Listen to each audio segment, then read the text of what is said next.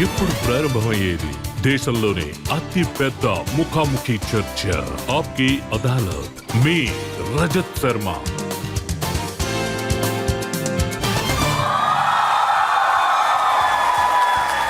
నమస్కారం. Thank you everybody. రండి, ఆప్కి అదాలత్లో ఇవాల్టి కేసుని మొదలు పెడదాం. ఇవాల్టి మన అతిథి ఎవరంటే, ఈయన ఒక రాజకీయ నాయకుడు, అలాగే ఒక సన్యాసి కూడా. ఈయన ఒక ఫ్లవర్, అలాగే ఫైర్ కూడా. పువ్వు ఫైర్ కలిసిన ఆయన ఒకవైపు పూజలు చేస్తూ ఉంటారు, మరోవైపు ఈ దేశాన్ని పరిపాలిస్తూ ఉంటారు. మీకే అర్థమై ఉంటుంది. ప్లీజ్ వెల్కమ్ ఉత్తరప్రదేశ్ ముఖ్యమంత్రి యోగి ఆదిత్యనాథ్.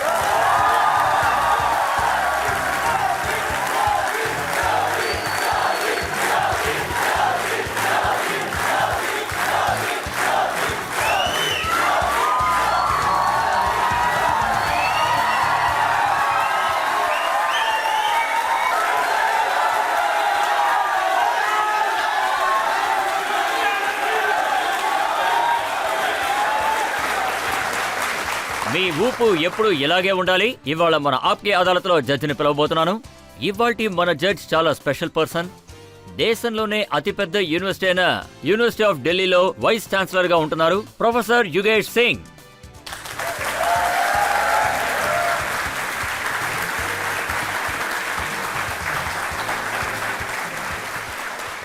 న్యాయస్థానం కేసుని మొదలు పెట్టండి.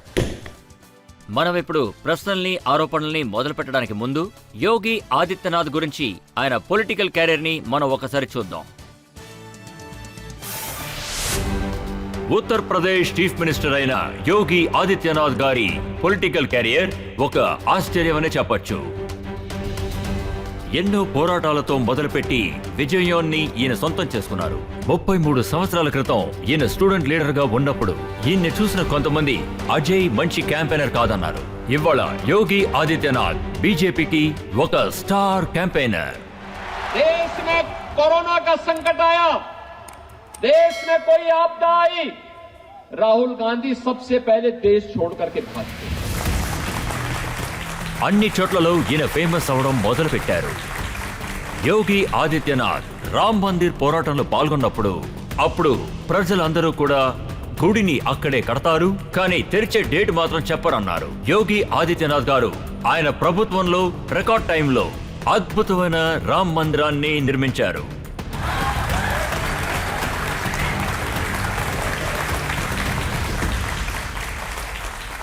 मंदिर वही बना है जहां बनाने का संकल्प लिया था.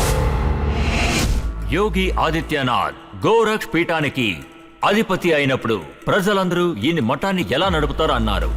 కానీ యోగి ఆదిత్యనాథ్ గోరఖ్పూర్ లో ఉన్న మఠాన్ని ఒక శక్తివంతమైన ప్రదేశంగా మార్చారు.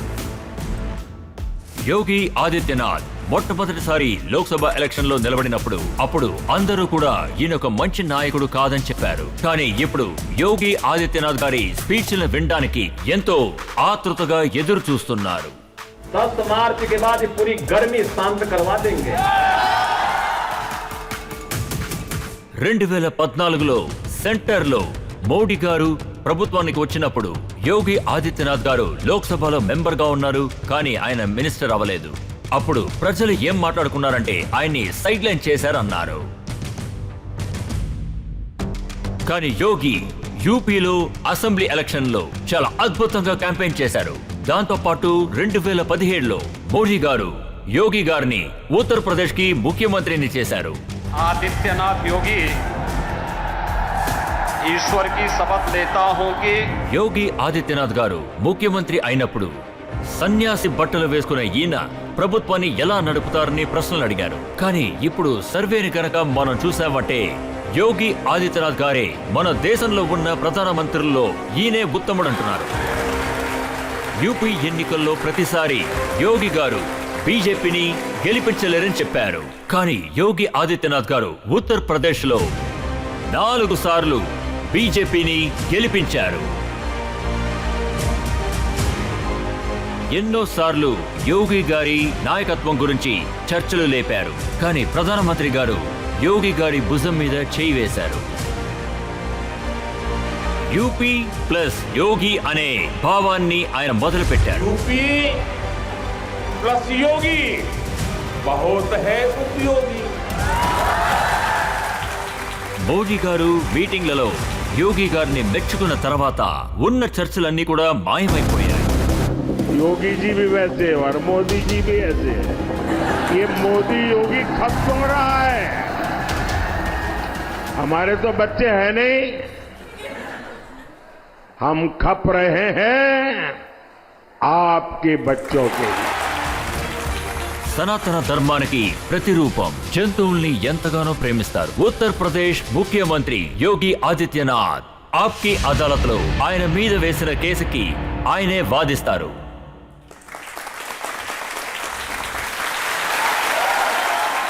యోగి గారు, ప్రజలు మీ మీద ఎంత పిచ్చిగా ఉన్నారని మీరు ఇక్కడే స్వయంగా చూడొచ్చు. అలాగే కొన్ని విషయాలు నేను రీసెర్చ్ చేసినప్పుడు నాకు దొరికింది. నేను ఉదాహరణ చెప్పాలనుకుంటున్నాను. ఒక యువకుడు తన ఛాతి మీద యోగి ఆదిత్యనాథ్ గారి రూపాన్ని టాటూగా వేసుకున్నాడు.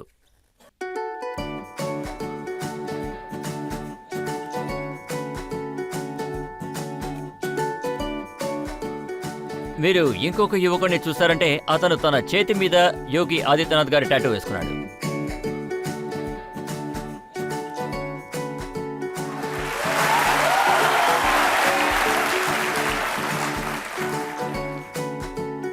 ఇంకొంతమంది మిమ్మల్ని బుల్డోజర్ బాబా అని పిలుస్తారు.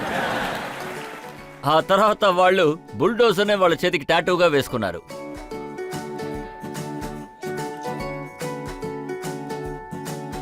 ఇలాంటి విషయాలు చూడడానికి చాలా అరుదుగా ఉంటాయి. అన్నిటికన్నా ఇంట్రెస్టింగ్ అయిన ఒక విషయం ఏంటంటే, మీరు ఒకసారి అక్బర్పూర్లో చెప్పారు, అంటే ఈ పేరు చెప్పడానికే నాకు సిగ్గుగా ఉందని చెప్పారు. ఆ తర్వాత సోషల్ మీడియాలో అన్నిటి పేర్లని మార్చడం మొదలుపెట్టారు. ప్రియాంక గాంధీ గారు మీకు ఫోన్ చేసి నా పేరేంటిని అడిగారు.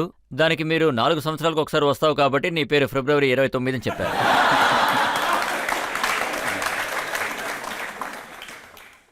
అమీర్ ఖాన్ ఫోన్ చేసినప్పుడు మీ పేరు అమర్ ఖన్నా అని చెప్పారు. దాంతోపాటు జాక్లిన్ ఫెర్నాండస్ గారి పేరు జానకిదేవి. ఒబామా పేరు సుధామా.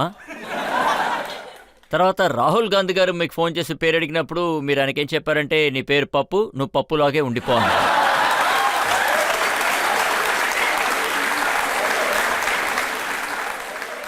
కానీ ఇవన్నీ కేవలం జోకులు మాత్రమే. నిజానికి మీ ఫొటోస్ బయటకు వచ్చాయి. మీరు అప్పుడే పుట్టిన పసిబిడ్డల్ని ఎత్తుకుని ఆ ఇద్దరికి మీరు చండీ భవానీ అని పేరు పెట్టారట. ఆ వీడియో ఒకసారి ప్లే చేయండి.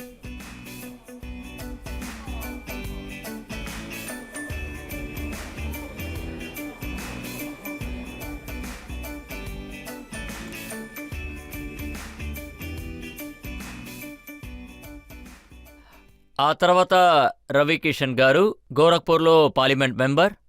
ఆయన ఆప్కి అదాలత్కి వచ్చారు.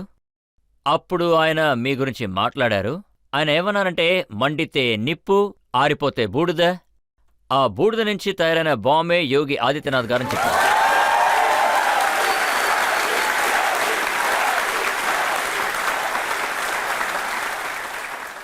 వీటన్నిటికీ మీరు ఏదైనా సమాధానం చెప్పాలనుకుంటున్నారా? నేనేంటంటే భారతీయ జనతా పార్టీకి ఒక సాధారణమైన కార్యకర్తని. దానికి ముందే నేను యోగి. ఒక యోగి రూపంలో నా మతానికి సంబంధించిన, అలాగే నా దైవత్వం గురించి దాన్ని కూడా నేను చేస్తూ ఉన్నాను. ఇప్పుడు దానికంటే ఒక ముఖ్యమైన విషయం నా రాజకీయ జీవితం. దానికి కూడా నేను ముఖ్యత్వం ఇచ్చి సరైన దారిలో వెళ్లాలని నేను నేను చాలా చాలా సంతోషంగా ఉన్నాను. నాతో వెంబడించిన వాళ్ళందరికీ కృతజ్ఞతలు. అలాగే చూసుకున్నారంటే మన యొక్క నేషనల్ క్యాంపెయిన్, అందులో నేను కూడా ఒక భాగంగా ఉన్నాను. అది మన ప్రధానమంత్రి మోదీజీ గారి ఆధ్వర్యంలో జరుగుతుంది. ఇవాళ మనం ఏదో పెద్ద శిఖరం మీదకి వెళ్ళాం. నేను ఖచ్చితంగా చెప్తాను, మన దేశానికి ఇదే మంచిది. ఇందులోనే లోకం మొత్తం మంచిగా ఉంది. మీరు చెప్పింది కరెక్టే. అందుకనే ప్రజలు మీ మీద ఎంత అభిమానంగా ఉన్నారు. రండి మన ఆప్కి అదాలత్లో ఇవాల్టి ప్రోగ్రామ్ ని మొదలు పెడదాం. యోగి ఆదిత్యనాథ్ గారి మీద మోపిన మొదటి ఆరోపణ. ఆప్కి అదాలత్లో ఉత్తరప్రదేశ్ ముఖ్యమంత్రి యోగి ఆదిత్యనాథ్ గారి మీద మోపిన మొదటి ఆరోపణ, ఈయన హిందూయిజం అనే పేరుతో రాజకీయాలు చేస్తూ ఉంటారని. యోగి గారు, ఇప్పుడు ఎలక్షన్స్ జరుగుతున్నాయి, మీరు రామ్ మందిర్ గురించి మాట్లాడుతున్నారు. అఖిలేష్ యాదవ్ బాబాయ్ ప్రొఫెసర్ రామ్ గోపాల్ యాదవ్, ఆయన ఇండియాలో గూడెందుకని అడుగుతున్నారు. అది అవసరపడుతుంది, అందుకనే అది కట్టబడింది.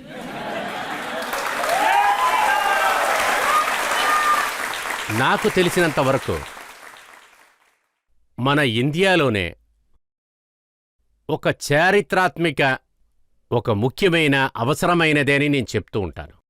ఒక్కొక్క ఇండియన్ కూడా చాలా సంతోషపడవలసిన విషయం, గర్వపడవలసిన విషయం. అయోధ్యలో శ్రీరాముడు పుట్టిన అదే చోట మర్యాదపూర్వకమైన పురుషోత్తముడు శ్రీరాముల వారి అద్భుతమైన గుడి. అయోధ్యలో మీరే చూసుంటారు. నమ్మకంతో లక్షల భక్తులు అక్కడికి వస్తున్నారు, ఇవాళ్టికి వస్తున్నారు. ఎంత ఎండ కొట్టినా కూడా అప్పుడూ వస్తున్నారు. అయోధ్యలో, ఇవాళ ఉన్న అయోధ్యలో, ఇంతకుముందు 10 సంవత్సరాల క్రితం అయోధ్యని చూసి ఇప్పుడు వచ్చేవాళ్లు కనిపెట్టలేకపోతున్నారు. అదే అయోధ్యనని ఆలోచిస్తున్నారు. నేను బాగా చూశాను, నమ్మకమైన వాళ్లు చాలామంది అక్కడికి వచ్చి వెళుతున్నారు.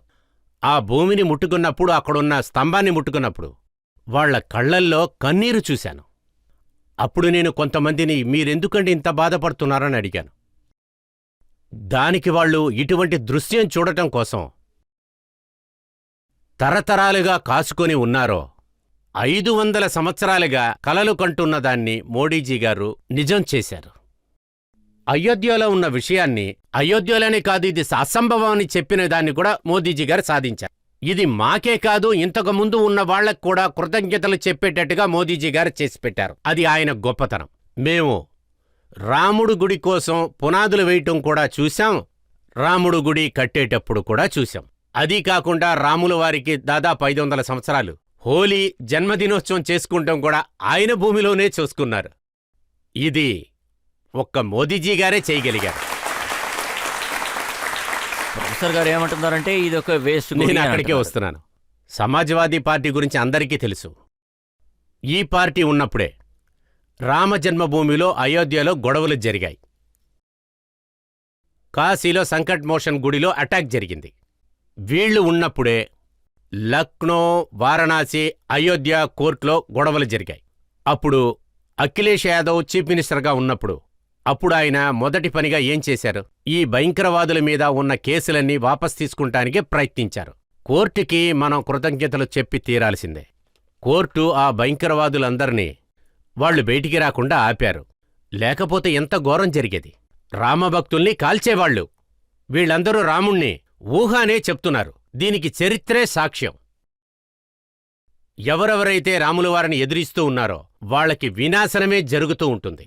వీళ్లకి నాశనం ఖచ్చితంగా జరుగుతుంది. వీళ్లకి నాశనం గురించి చెప్పాలంటే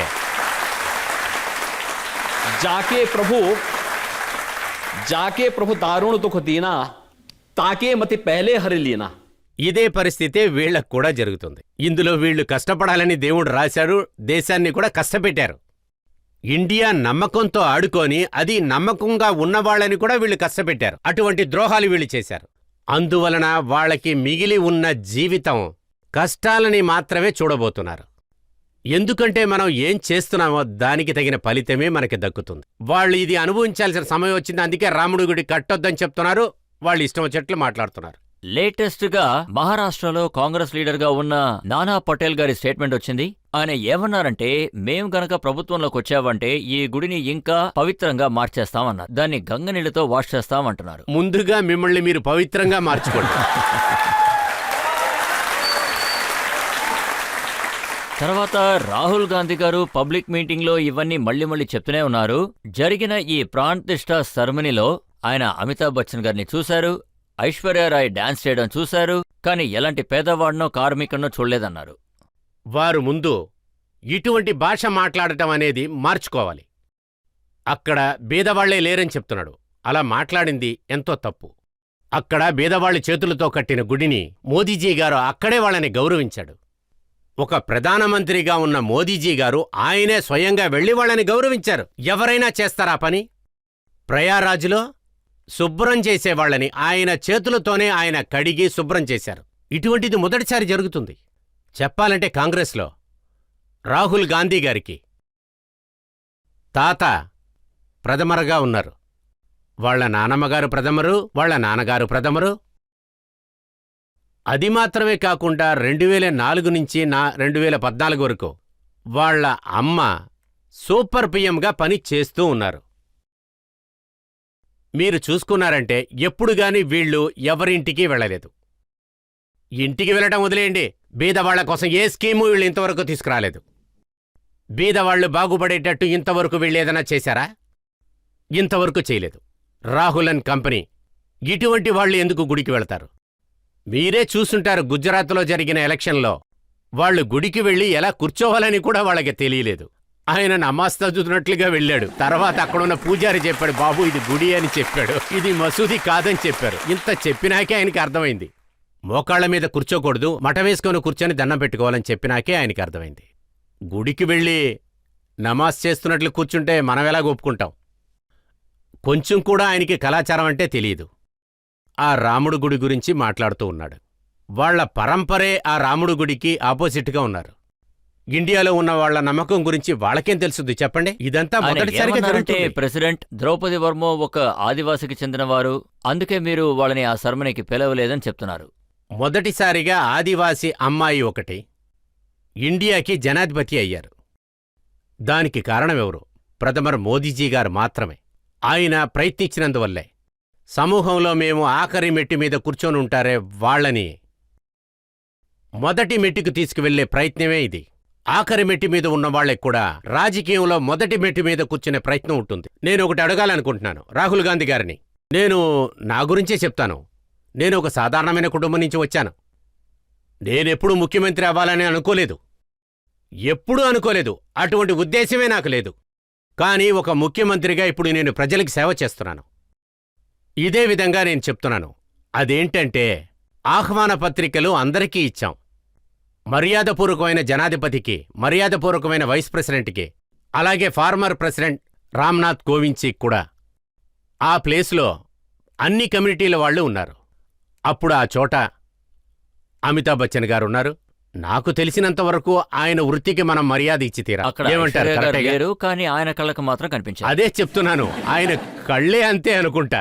ఇదే తప్పు దృష్టి అంటారు. ఒకవేళ అలాగే ఐశ్వర్యరాయ్ గారు ఉంటే అది కూడా మంచి విషయమే కదా. ఆవిడ కూడా ఇండియాలో పుట్టిన మనిషే కదా. అక్కడ రావటానికి ఆవిడకి పర్మిషన్ ఉంది. అలాగే అమితాబ్ బచ్చన్కి సంబంధించిన కళాకారుల్లో కాంట్రిబ్యూషన్ లేదంటారా ఏంటి? ఒకవేళ మీరు అలా చెప్పినా కూడా మరి కాంగ్రెస్లో ఆయన్ని ఎలక్షన్లో ఎలా నిలబెట్టారు?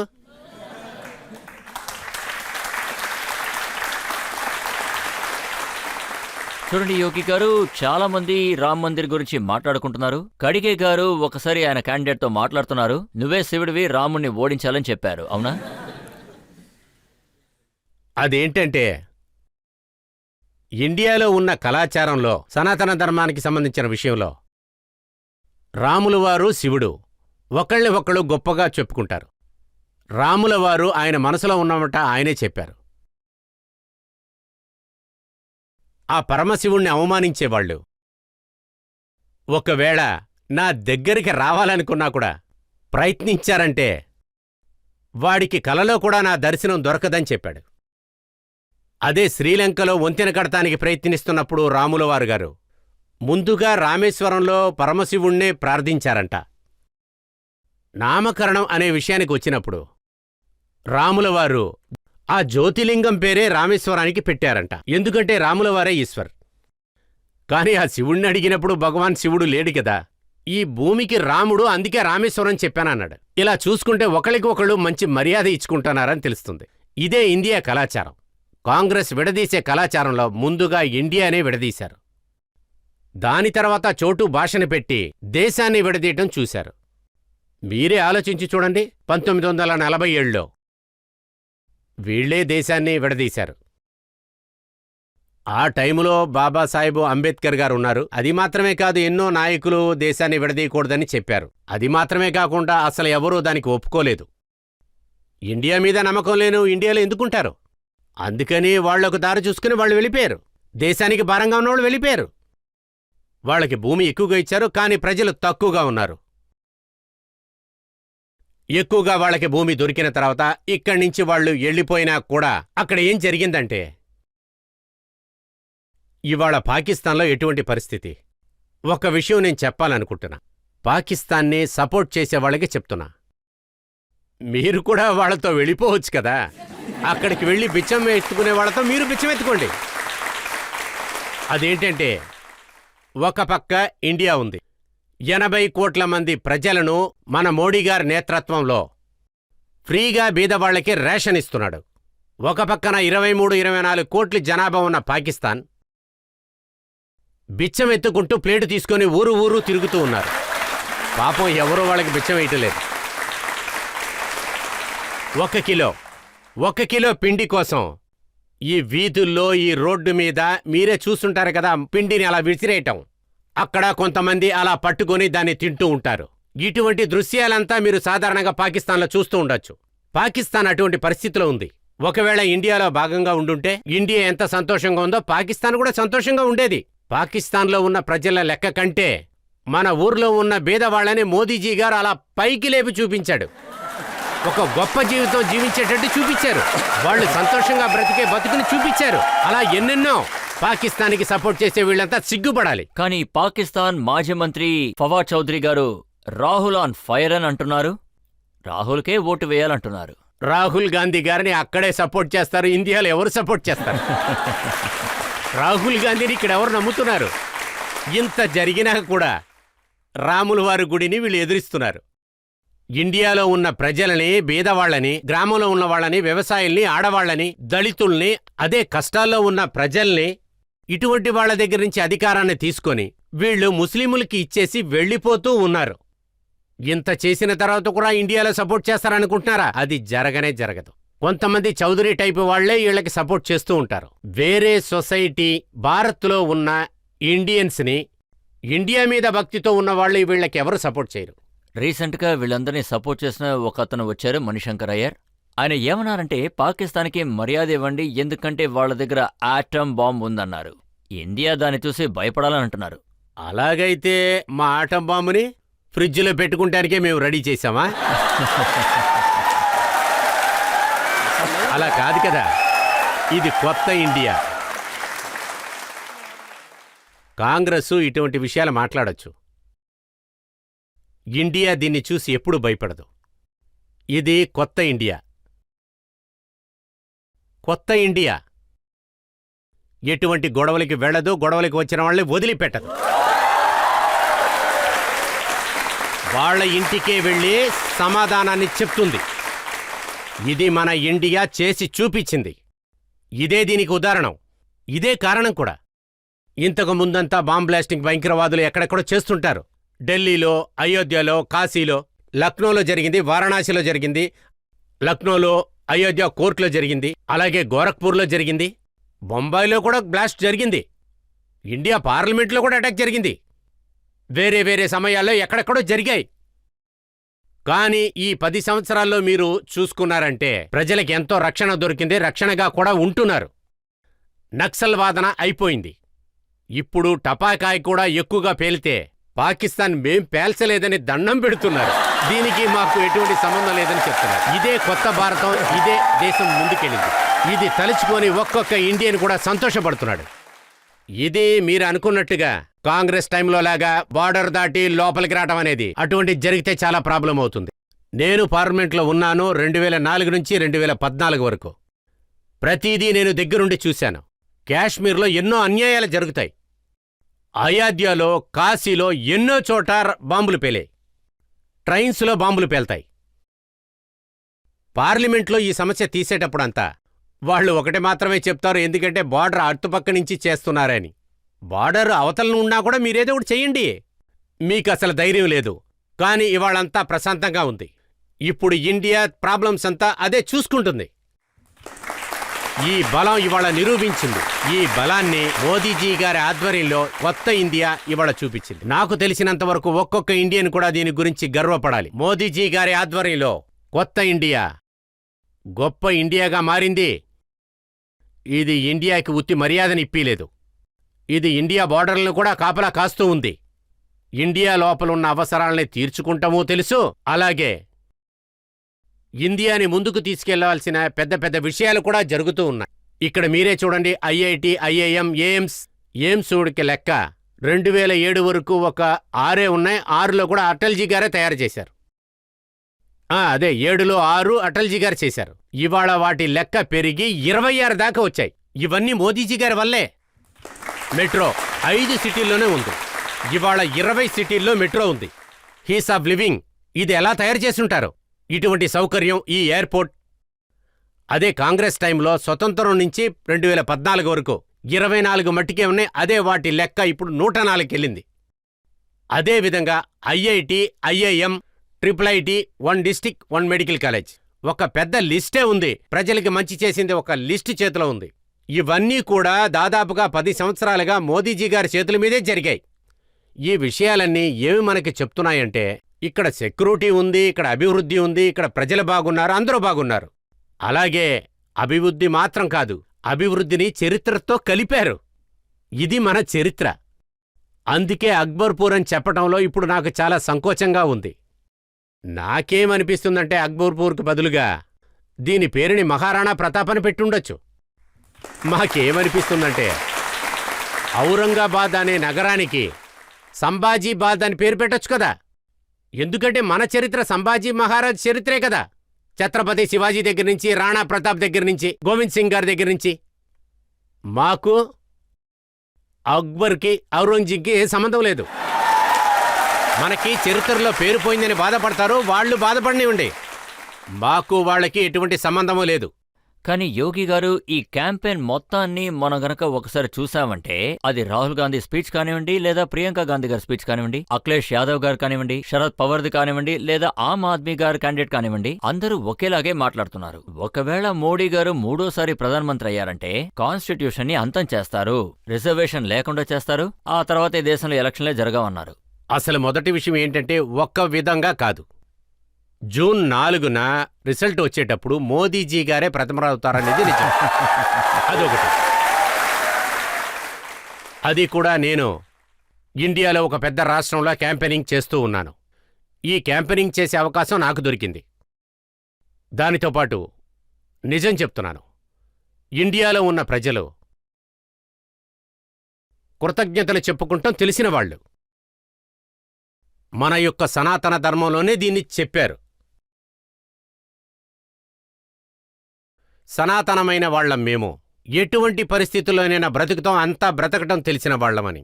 అదీ కాకుండా ఎవరైనా మమ్మల్ని గెలికితే సమయం వచ్చేదాకా కాసుకొని ఉండి అదే సమయంలో వాళ్లకి అదే విధంగా మర్యాదగా వాళ్లకి సమాధానం చెప్తాం. మోదీజీ గారు చేసిన దానికి ప్రజలు అదే మర్యాదతో మోదీ గారికి వాళ్ల సపోర్ట్నిస్తారు. ఎక్కడైనా ఉండేనండి, ఎక్కడైనా.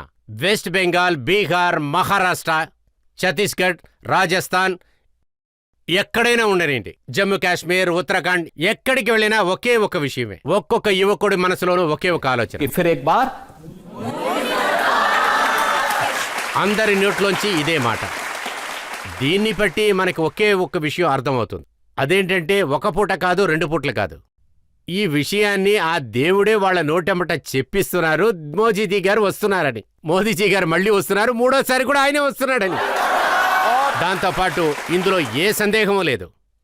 400 సీట్లు మాకొస్తాయని మేము ఘోషిస్తున్నది, మేము అనుకున్న టార్గెట్ ఖచ్చితంగా దక్కుతుంది. కానీ ఒకటి, అందుకే 400 ఓట్లకు మీరు వస్తారు కాబట్టే కాన్స్టిట్యూషన్ ని మార్చేస్తారు. అదేంటంటే, మోదీజీ గారు 10 సంవత్సరాల్లో ఫుల్ మెజారిటీతో ఉండటానికి అవకాశం ఉంది. అదీ కాకుండా భారతీయ జనతా పార్టీతో మాత్రం ఫుల్ మెజారిటీతో ఉండే అవకాశం ఉంది. ఎన్డీఏ కూటమిలో మోదీజీ గారు 10 సంవత్సరాలు ఉన్నారు. ఈ 10 సంవత్సరాల్లో ఎప్పుడైనా కాన్స్టిట్యూషన్ పెట్టి ఆయన ఆడుకున్నారా చెప్పండి? మోదీజీ గారు కొత్త పార్లమెంటు కట్టినప్పుడు బాబాసాహెబ్ గారు రాసిన పుస్తకాన్ని తన తల మీద పెట్టుకొని ఇదో ఈ విధంగా అది ఒక పునీతమైనదిలాగా తల మీద పెట్టుకొని దానికి మర్యాద ఇచ్చారు. అది మీరు కూడా చూసుంటారు. మర్యాదపూర్వకమైన మన పార్లమెంట్లో దాన్ని తీసుకొచ్చి ఉంచారు. మొదటిసారిగా ఇలా జరిగింది. ఇండియా ప్రథమరు, అదేంటంటే ఇండియా ప్రథమరు తన కాన్స్టిట్యూషన్ మీద ఎంత మర్యాద పెట్టుకున్నారో చూపిస్తున్నారు. అది మీరు కూడా చూసుంటారు. రెండోది, బాబాసాహెబ్ భీమ్రావ్ అంబేద్కర్ గారి పంచతీర్థాన్ని మోదీజీ గారే రెడీ చేశారు. ఈ కాంగ్రెస్ భీమ్రావ్ గారిని ఎలక్షన్లో ఓడించారు. వాళ్ళు అవమానించారు. మొదట్నుంచి అలాగే చేస్తున్నారు. అది మాత్రమే కాదు, బాబాసాహెబ్ భీమ్రావ్ గారు తయారు చేసిన కాన్స్టిట్యూషన్లో అంబేద్కర్ ఇష్టానికి భిన్నంగా ఆర్టికల్ 370ని వీళ్లే తీసుకొచ్చారు. ఫ్రీడమ్ టు స్పీచ్, దానికి సంబంధించిన మొదటి అమెండ్మెంట్ కాంగ్రెస్సే తీసుకొచ్చింది. 27 యొక్క అమెండ్మెంట్ మూలంగా కాంగ్రెస్, ఇందిరాగాంధీ ఆవిడ ఉన్నప్పుడు ఇండియాలో ఉన్న కాన్స్టిట్యూషన్లో ఎన్నో మార్పులు తీసుకొచ్చారు. 27 యొక్క అమెండ్మెంట్ మినీ కాన్స్టిట్యూషన్ అని చెప్పారు. అది కాకుండా వీళ్ళందరూ ముందల జస్టిస్ రంగనాథ్ లీడర్షిప్లో ఒక కమిటీ పెట్టారు. పెట్టి వాళ్ళు ఏం చెప్పారంటే, అదేంటంటే ఓబీసీకి 27% దొరుకుతున్న రిజర్వేషన్ని అందులో 6% ముస్లింస్కని చెప్పారు. భారతీయ జనతా పార్టీ ఎన్డీఏని ఎదిరించింది. దాని తర్వాత కాంగ్రెస్ సచ్చర్ కమిటీ రిపోర్ట్ని తయారు చేశారు. సచ్చర్ కమిటీ నాయకుడు రాజేంద్ర గారి ఆధ్వర్యంలో ఒక కమిటీని తీసుకొచ్చి పెట్టారు. ఆ కమిషన్ కూడా దీన్నే సిఫారసు చేసింది. బీజేపీ, ఎన్డీఏ దీన్ని ఇష్టపడతలేదని వాళ్ళకి తెలిసిన తర్వాత బాబాసాహెబ్ భీమ్రావ్ గారు అంబేద్కర్ గారి పేరు మీద, అతని మతం పేరు మీద రిజర్వేషన్ ఉండకూడదని ఖచ్చితంగా చెప్పారు. అప్పుడు వాళ్ళు వేరే దారిని తీసుకొచ్చారు. జస్టిస్ కమిటీని ఆదర్శంగా తీసుకొని, అదేంటంటే ముస్లిం కమ్యూనిటీలో ఉన్న వాళ్ళందరినీ ఈ కమ్యూనిటీలో కలిపేయాలని, ఈ విధంగా షెడ్యూల్ కమ్యూనిటీలో ఉన్న వాళ్లకి అడ్డుగా నిలబడ్డారు వాళ్ళు. అప్పుడు కూడా భారతీయ జనతా పార్టీ ఎదిరించి నిలబడింది. ఇవాళ కాంగ్రెస్ అదే విషయాన్ని మళ్లీ చెయ్యాలని అనుకుంటున్నారు. కులాన్ని పెట్టి విడదీయటం, ఫస్ట్లో కులాన్ని పెట్టి విడదీయటం, దాని తర్వాత దాంట్లో గొడవలు పెట్టటం, వాళ్ళిద్దరూ కొట్టుకున్న తర్వాత మీలో ఎన్నో మతభేదాలున్నాయని చెప్పుకొని అంతవరకు మీకు ముస్లిం రిజర్వేషన్లో ఉన్న రిజర్వేషన్లన్నీ మీకే ఇచ్చేస్తున్నామని చెప్పారు. కానీ భారతీయ జనతా పార్టీ ఈ విధంగా ప్రజల్ని విడదీయటానికి కాంగ్రెస్, ఎన్డీఏ అలయన్స్ని ఎప్పుడూ చెయ్యనివ్వం. బాబాసాహెబ్ భీమ్రావ్ తయారు చేసిన కాన్స్టిట్యూషన్ ఇది. ఇందులో కుట్ర చేయటం అనేది కుదరదని చెప్పాం. కాన్స్టిట్యూషన్ని మార్చడం, దొంగతనం చేయటం, ఇదంతా దేశద్రోహం అని చెప్పాం. ఇప్పుడు ప్రజలు ఏదైనా ప్రశ్నలు అడగచ్చు. ప్రపంచమంతా మీరు తిరుగుతారు. ఈ ఓటమిలో ఎవరి శబ్దం ఎక్కువగా వినిపిస్తుందో ఎవరు గెలుస్తారనుకుంటున్నారు? అదే నేను ఇంతకుముందే చెప్పానుగా, దేశం మొత్తం ఒకటే శబ్దం రాబోయేది. ఈ శబ్దం మాత్రమే నాకు వినపడుతుంది. మళ్ళీ మోదీజీ గారే వస్తారు. ఈసారి మాకు 400 సీట్లు వస్తాయి.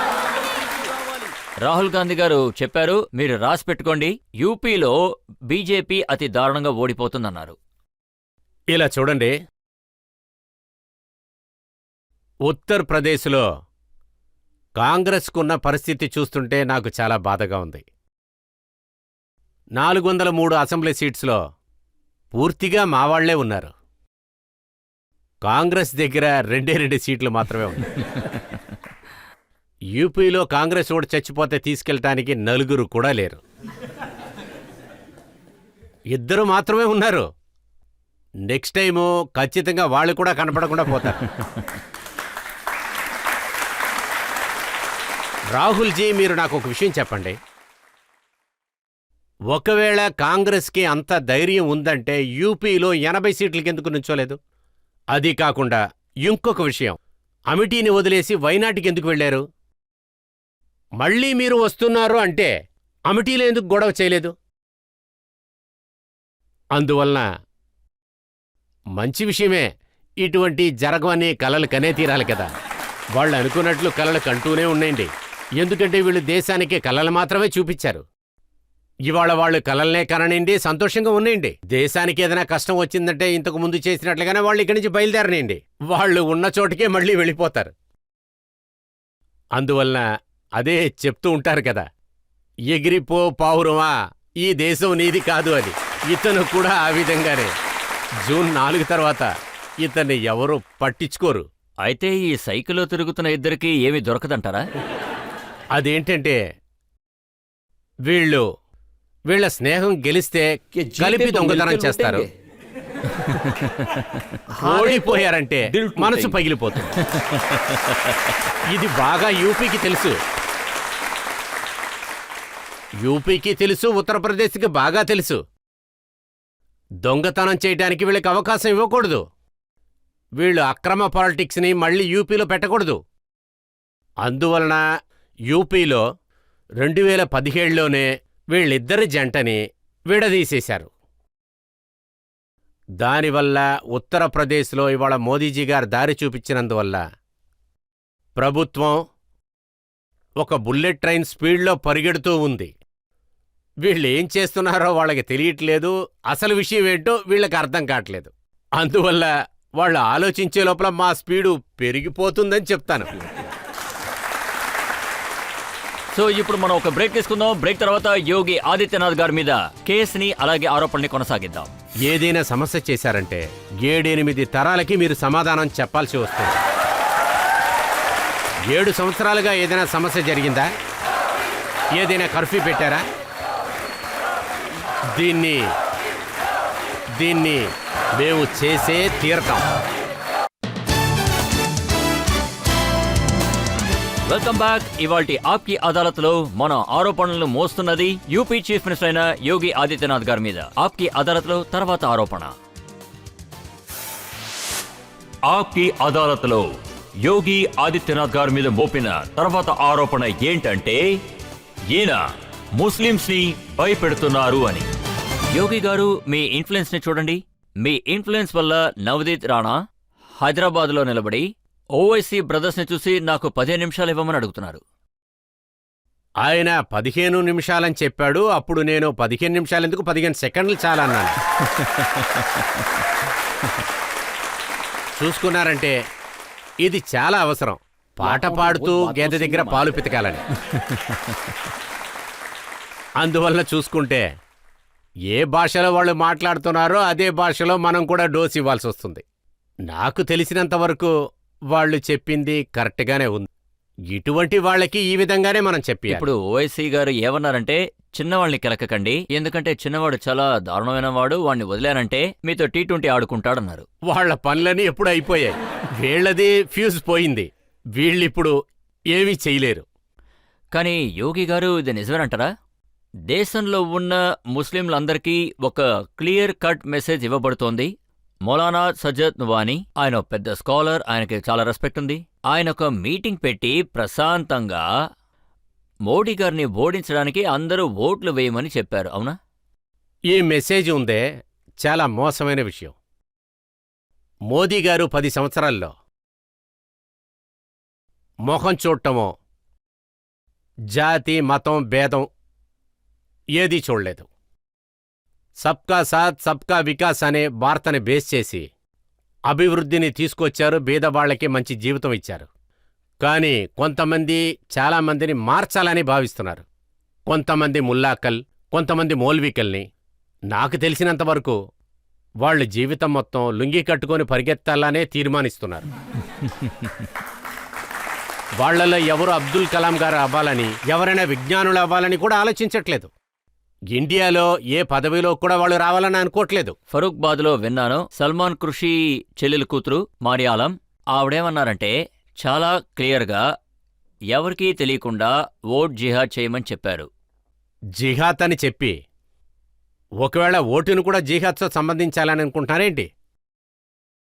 అప్పుడు ఆ ఓటు ద్వారా మీకు స్వర్గం దొరకదో నరకమే దొరకపోతుందంటున్నా. దానితో పాటు నేను ఇంకొక విషయం కూడా నీకు చెప్పాలనుకుంటున్నాను. మన భారతీయ జనతా పార్టీ చాలా స్పష్టంగా ఉన్నారు. అదేంటంటే ఇండియా కాన్స్టిట్యూషన్ షరియత్ వల్ల కాదు, ఒక వ్యక్తిగతంగా అది కాదు, బాబాసాహెబ్ అంబేద్కర్ తయారు చేసిన కాన్స్టిట్యూషన్తోనే దాన్ని నడుపుతాం. మీరు దీన్నేమీ భయపెట్టేట్టుగా చేయలేదా? పిఎంఓ నుంచి ఒక రిపోర్ట్ వస్తోంది.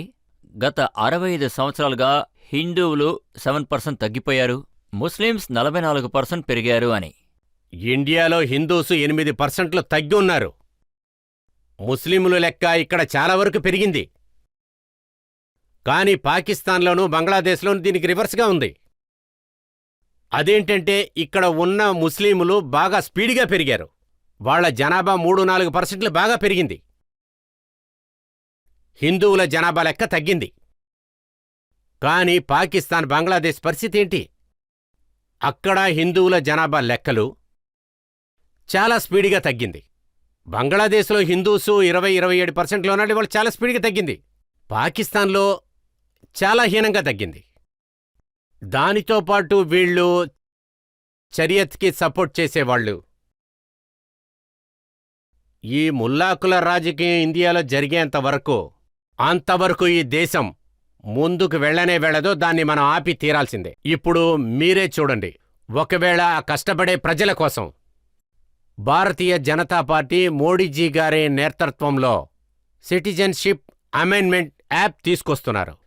ఇందువలన ఏ సిటిజను బాధించకూడదు. పాకిస్తాన్, బంగ్లాదేశ్, ఆఫ్ఘనిస్తాన్ కష్టపడే హిందూస్ ఉన్నారు. బౌద్ధులు, జైన్లు, సిక్కులు, అది మాత్రమే కాకుండా క్రిస్టియన్, పార్సీ.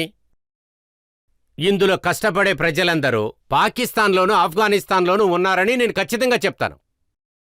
వీళ్ళందరికీ ఇండియన్ సిటిజన్షిప్ ఇవ్వాలని మేము ఆశపడుతున్నాం. వాళ్ళకి సిటిజన్షిప్ ఇస్తామని మేము నమ్మకం ఇచ్చాం. దాన్ని వీళ్ళు ఇండియాలో ఉండే ఎదిరిస్తున్నారు. కొన్ని నెలలుగా ఎదురిస్తూ ఉన్నారు. ఎంతో మందిని వాళ్ళు బాధ పెడుతూ ఉన్నారు. ఎన్నో సమస్యలు సృష్టిస్తున్నారు, బాధలు పెడుతూ ఉన్నారు. దీని ద్వారా మనకేం తెలుస్తుంది? దీని ద్వారా వీళ్ళకి మనుషుల మీద ప్రేమ కాదు, వీళ్ళకి దేశం మీద ప్రేమ లేదు, వాళ్ళ మతం మీదే ప్రేమ ఉంది. దానితో పాటు వీళ్ళ మతాన్ని దేశంలోనే ఒక ముఖ్యత్వంగా చెయ్యాలనుకుంటే కొత్త ఇండియా దీన్ని ఎప్పుడూ ఒప్పుకోదు. కానీ రాహుల్ గాంధీ గారు విదేశాలకు వెళ్ళినప్పుడు ఏమంటున్నారంటే, ఇది మోడీ గారి ప్రభుత్వం, యోగి గారి ప్రభుత్వం, ముస్లింలకి దారుణాలు జరుగుతున్నాయి. దీన్నైనా ఫారిన్ కంట్రీస్లో కూర్చుని చెప్తున్నారు. అక్కడ లండన్లోనూ అమెరికా న్యూస్ పేపర్స్లో వీటిని పబ్లిష్ చేస్తున్నారు. మీరే గుర్తు చేసుకొని చూడండి, 2010లో రాహుల్ గాంధీ ఫారిన్ ట్రిప్లో ఉన్నారు. అప్పుడేం చెప్పాడాయన? నాకు ISIS చూసి భయం లేదు, ఇండియాలో ఏ టెర్రరిస్ట్ అటాక్ చూసి కూడా నాకు భయం లేదు, హిందూస్ని చూస్తేనే నాకు భయం అని చెప్పాడు. మీరు హిందువులను చూస్తే భయపడుతున్నారు. మీ పార్టీ పదవిలో ఉన్నప్పుడే హిందువుల్ని దేశద్రోహులని చెప్పారుగా. మరి అలాంటప్పుడు ఎందుకు హిందువుల్ని ఓటేయమంటారు? వాళ్ళ దగ్గర నుంచి దూరంగా ఉండొచ్చుగా. ఇంకా చెప్పాలంటే ఈయన యాక్సిలెంటెడ్ హిందూ. ఈయన ఆయన్ని హిందూస్ అని చెప్పుకుంటంలోనే సిగ్గుపడుతూ ఉన్నాడు. అలాంటప్పుడు హిందువుల్ని వీళ్ళు టెర్రరిస్ట్ అని చెప్తున్నారు. లోకంలో హిందువుల్ని ఇండియా అని అసహించేస్తున్నారు. కానీ హిందువుల ఓటు మాత్రం కావాలా? కులాల పేరుతో హిందువుల్ని విడదీస్తున్నారు. ఇది జరగనే జరగదు. ఇటువంటి వాళ్ళని ఎప్పటికీ ఈ దేశం ముందుకు రానివ్వదు. ఇప్పుడు ప్రజలు ఎవరైనా ప్రశ్నలు అడగచ్చు. గౌరవనీయమైన ముఖ్యమంత్రి గారికి నా ప్రశ్న ఏంటంటే, కొంతమంది దేశంలో ఉండి గజ్వా హిందూ గురించి మాట్లాడుతున్నారు, దేశాన్ని ఆక్రమించుకోవడం గురించి మాట్లాడుతున్నారు. దీని గురించి మీరేమంటారు? ఇలా చూడండి, గజ్వాయ్ అనేది హిందూ కళ. ఇది ఆఖరి వరకు వాళ్ళు గెలవబోయేదే లేదు. నేను చెప్పేది మీరు నోట్ చేసి రాసుకోండి. ఎన్నో తరాలు వెళ్ళిపోయినా వీళ్ల కళ అనేది నెరవేరదు. ఎప్పుడూ ఇండియా తన ప్రయాణాన్ని ఆపకుండా పైపైకి తీసుకువెళుతూనే ఉంటుంది. మోదీజీ గారి ఆధ్వర్యంలో లోకంలోనే నెంబర్ 1గా సిద్ధం కాబోతుంది. ఇంకెవరైనా ప్రశ్న అడగచ్చు. నా ప్రశ్న ఏంటంటే, ఈ ఎన్నికల తర్వాత మోదీ రాజకీయం ఈ దేశమంతా యూనిఫామ్ సివిల్ కోడ్ తీసుకొస్తారా? దీన్ని ఖచ్చితంగా తీసుకొచ్చే తీరాలి. దీన్ని మేము మా మేనిఫెస్టోల్లో పెట్టాం కూడా. భారతీయ జనతా పార్టీ ఏదీ ఊరికే చెప్పేది. మేనిఫెస్టోల్లో చెప్తారు. మేనిఫెస్టో అంటే ఊరికే ఇది ఎలక్షన్ మాట కాదు. ఏమైనా సరే అది నెరవేర్చి తీరుతాం. భారతీయ జనతా పార్టీ ప్రభుత్వానికి వచ్చే తీరుతుంది. ఈ దేశంలో మేము సరిసమానమైన చట్టాలు పెట్టే తీరుతాం. నాకు తెలిసినంతవరకు దేశం మొత్తం ఒక సమానమైన సిటిజన్ చట్టం కోసం భారతీయ జనతా పార్టీ పక్కన ప్రజలు ఉండే తీరాలి. దీనికి ఓవైసీ గారు ఏమన్నారంటే, బీజేపీ వాళ్ళు మా బెడ్రూమ్లోకి తొంగి చూస్తున్నారు అని, మా పిల్లల్ని లెక్క పెట్టడానికి ప్రయత్నిస్తున్నారన్నారు. జనాభా లెక్కలు మనకి తెలిసే తీరాలిగా. అది చేయటంలో తప్పే ఉంది. ఇదంతా జనాల కోసమేగా మనం ఆయన చేసేది. ఏమన్నారంటే, యూసీసీ వచ్చిందంటే మేము ఏం తినాలి ఏం తినకూడదు అన్న నిర్ణయాన్ని ప్రభుత్వం తీసుకుంటుందన్నారు. అలా తిండి గురించి ఎటువంటిది లేదు.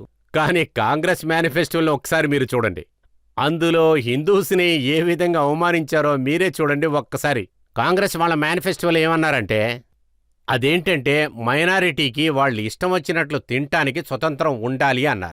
నేను ఒక విషయం మిమ్మల్ని అడుగుతాను, మైనారిటీ వాళ్ళు తినకూడని విషయం ఏంటి, మైనారిటీ వాళ్ళు తినే విషయం ఏంటో మీరు ఒక్కసారి చెప్పండి చూద్దాం. అది గొడ్డు మాంసం మాత్రమే. ఇండియాలో ఉన్న సనాతన ధర్మం ప్రకారం అది మనం తినకూడదు. ఇండియాలో ఉన్న ఉత్తరప్రదేశ్లో, ఇండియాలో ఉన్న మిగతా రాష్ట్రాల్లో ఆవును కట్ చేసే కబళాలు ఉండకూడదని చెప్పారు. కానీ దీని తర్వాత కూడా కాంగ్రెస్ ఎక్కువగా ట్రబుల్ చేస్తే, ఇంకా చెప్పాలంటే హిందూ మనోభావాలతో వాళ్ళు ఆడుకుంటూ ఉన్నారు. ఏంటంటే ఇవాళ కాంగ్రెస్ వీళ్ళు మాట్లాడటం చూస్తుంటే ఇంగ్లీష్ వాళ్ళ డిఎన్ఏ ఇళ్లలా కలిసిందని. అందువలనే వీళ్ళు వాళ్ళ మేనిఫెస్టో ప్రకారం ఇండియాలో నేర్పించాలని చూస్తున్నారు. ఇండియా ప్రజలు ఒప్పుకోరు, ఎప్పుడూ ఒప్పుకోరు. కానీ ప్రజలు ఏమంటున్నారంటే మీరు యూపీలో మొత్తం అన్నిటిని మార్చేశారు. కన్వేరీ వాళ్ళ మీద పువ్వులు కూడా జల్లుతున్నారు, వాళ్ళు కాళ్ళకి మసాజ్ చేస్తున్నారు. కానీ ఓవైసీ గారు ఏమంటున్నారంటే ఆ దెబ్బ మా మీద పడుతుందంటున్నారు. ఒకళ్ళు తప్పు చేస్తున్నారంటే దెబ్బలు తినే తీరాలిగా. అదేంటంటే నమ్మకానికి మనం మర్యాద ఇచ్చే తీరాలి. పోయిన 7 సంవత్సరాలుగా యూపీలో ఎటువంటి సమస్యలు లేకుండా ఉన్నాయి. అది ఖచ్చితంగా. ఎటువంటి కర్ఫ్యూ లేదు. కర్ఫ్యూ లేకపోతే కావడి ఊరేగింపులు జరుగుతూనే ఉంటాయిగా. అదీ కాకుండా మనం ఆ నమ్మకానికి మర్యాద ఇవ్వాలి కదా. కావడి యాత్రలు జరుగుతాయి, పువ్వులు జల్లుతారు. ఏంటంటే మేము పువ్వులు జల్లి 2 విషయాలు చేస్తాం. ఒకటి, హెలికాప్టర్ను పెట్టి మేము రూటింగ్ చేస్తాం, సూపర్వైజింగ్ చేస్తాం. ఇంకొక విషయం, పువ్వులను జల్లి ఏ రూపంలో ఆ శివుడు ఏ రూపంలో ఉన్నాడనేది మనకు తెలియదు. అందువల్ల మా ద్వారా జల్లబడే పువ్వులు ఆయన పాదాల చెంత పడితే మా జన్మ, ఈ జీవితం ధన్యమైపోతుందిగా.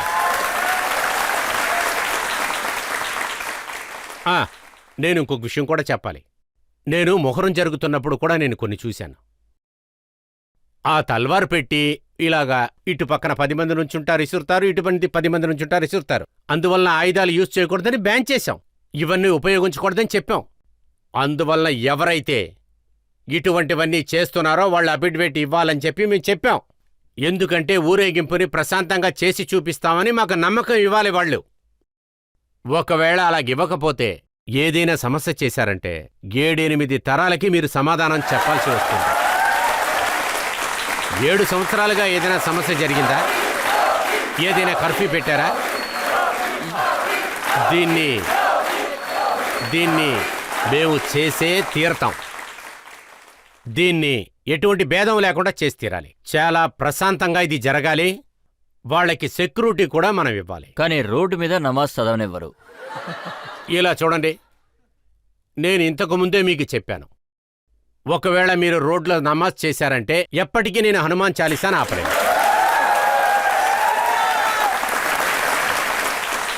అది మాత్రమే కాదు, నా రాష్ట్రంలో ఉన్న 25 కోట్ల మంది జనాభాని కూడా నేను చూసుకో. వీళ్ళకి ఎటువంటి ట్రబుల్ రాకూడదని నేను అనుకుంటాను. గుడి పూజలు చేసే చోటు, మసీదు నమాజ్ చేసే చోటు. మీరు నమాజ్ చేయాలంటే మసీదులోన ఈద్గాలోకి వెళ్ళండి.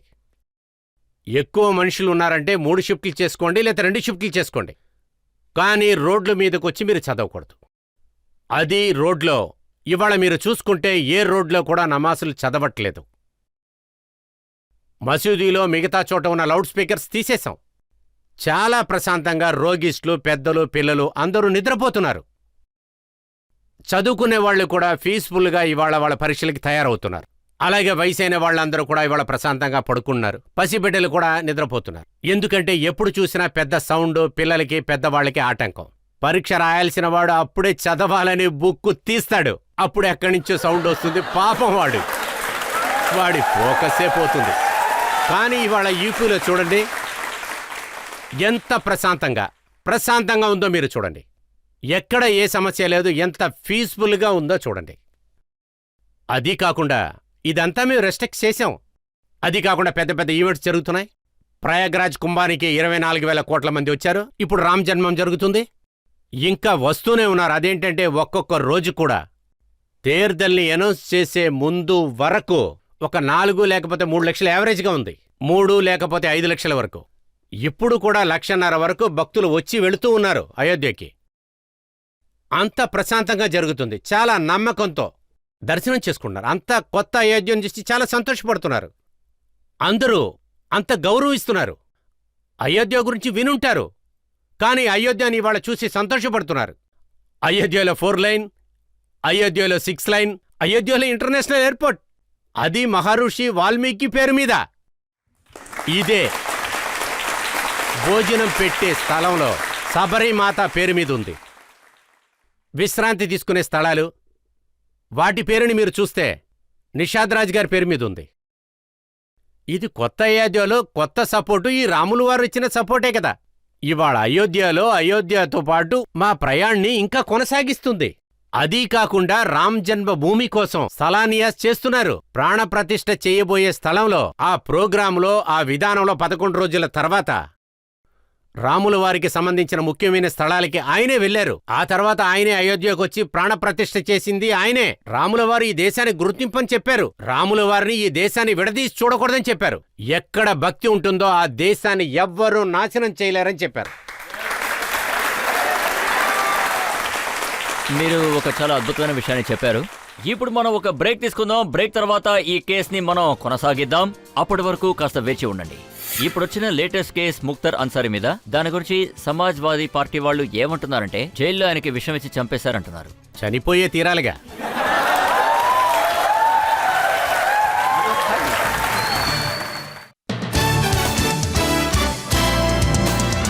Welcome back. ఆప్కి అదాలత్లో ఇవాల్టి మన అతిథి ఉత్తరప్రదేశ్ ముఖ్యమంత్రి యోగి ఆదిత్యనాథ్ గారు.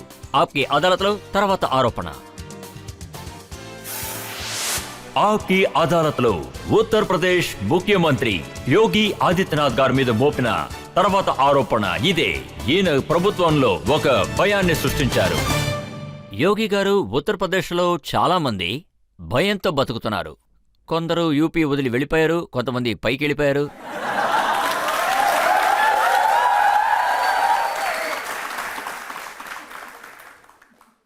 बिनु भय होई न प्रीति. ఇంతకు ముందు నుంచే ఉత్తరప్రదేశ్లో ఉన్న ప్రజల్ని భయపెట్టి ఉంచారు. ఇంతకు ముందు నుంచి నా ధ్యేయం ఇదే. ఆ శ్రీరాముల వారు చెప్పినట్టుగా निस्सरहीन करो मही भुचुटाए प्रण कीन. మేము రామభక్తులు, మేము కూడా ఇదే చేస్తాం. ఎంతోమంది పాపులున్నారు. బీదవాళ్లని, ఆడపిల్లని, వ్యాపారస్తుల్ని, సాధారణమైన ప్రజలు, రోడ్లో నడిచి వెళ్తున్న ప్రజలకి సురక్షిత అనేదే లేకుండా ఉన్నారు. వాళ్ల కోసం నేను ఒక సురక్షితమైన అట్మాస్ఫియర్ చేసే తీరాలి. అది మీరు ఆల్రెడీ చేశారు కదా, నో బెయిల్ నో జైల్, తిన్నగా దేవుణ్ణి కలవాలని. ఇలా చూడండి, 2 విషయాలు ఒకటిగా జరగాలి. నేను ఇంతకుముందే చెప్పాను కదా, నేను ఒక రామభక్తుణ్ణి. రాముడు ఎలాగైతే అయోధ్యలో ఆయన ఆసనాన్ని మళ్లీ తీసుకున్నాడో అదేవిధంగా అక్కడ జరుగుతున్న చెడుని మళ్లీ మొత్తం తీసే తీరాలి. అదే ఆ పనినే మేము యూపీలో చేశాం. చూసుకున్నారంటే కాంగ్రెస్, మిగతా పార్టీలు మాఫియాకి, క్రిమినల్స్కి ధైర్యం ఇచ్చి వాళ్లని కాపాడుకుంటూ ఉన్నారు. వాళ్ల ప్రభుత్వం ఉన్నప్పుడు ఆ సమయాన్ని చూసుకుంటే వాళ్ల విషయాలు బయటకొచ్చేటప్పుడు అన్ని ప్రోటోకాల్సు మాసిపోతాయి. వాళ్ళందరూ బయటికి వచ్చేస్తారు. ఇవాళ ఇక్కడున్న పరిస్థితి చూడండి. నేను చూసినప్పుడు ఒక కేసులో ఒకరిని తీసుకొచ్చేటప్పుడు వాడి ప్యాంటు తడిసిపోయి ఉంది. ప్యాంటు తడిసిపోయిందంటే ఒక మాఫియా చూస్తే రోజు అరుస్తూనే ఉన్నాడు, సార్ నా ప్రాణాలకు ప్రమాదం.